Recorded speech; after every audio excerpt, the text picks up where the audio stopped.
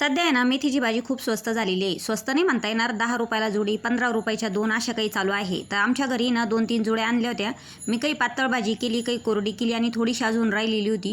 म्हणजे जवळपास एक जोडी राहिलेलीच होती, म्हणून मी तर स्वच्छ धुवून घेतली, बारीक कट करून घेतली आणि त्याच्यानंतर हिरवी मिरची, अद्रक, लसूण, जिरे छानपैकी असं वाटण तयार करून घेतलं.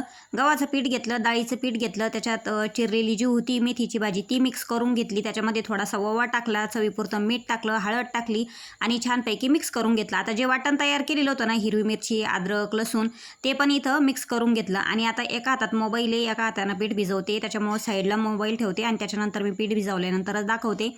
असं काही छान घट्ट पीठ भिजवून घेतलं. आता याला थोडंसं आहे ना पाणी सुटतं मेथीमुळे, तर थोडंसं घट्टच ठेवायचं आहे आणि छानपैकी 10 मिनटं भिजू द्यायचं आहे. तोपर्यंत दुसरे कामं करून घ्यायचे. त्याच्यानंतर असे छोटे छोटे उंडे घ्यायचे आणि त्याच्यानंतर छान असं लाटून घ्यायचं आहे. आता हे काम सगळं माझं एका हाताने चालू आहे, एका हातात मोबाईल आहे.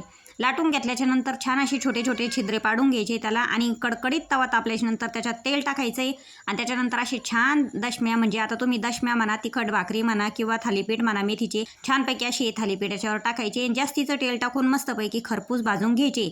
असे काही मी छान इथं करून घेतले. शक्यतो आमच्याकडे असे काही थालीपीठ असले का त्याचसोबत आम्हाला दहीच आवडतं. आमच्या साहेबांना आज सुट्टी असल्यामुळे मस्त गरम गरम खायला दिले. आता हे थालीपीठ तुम्ही सुद्धा खायली आणि व्हिडिओ आवडला तर लाईक आणि सबस्क्राईब करा. बाय.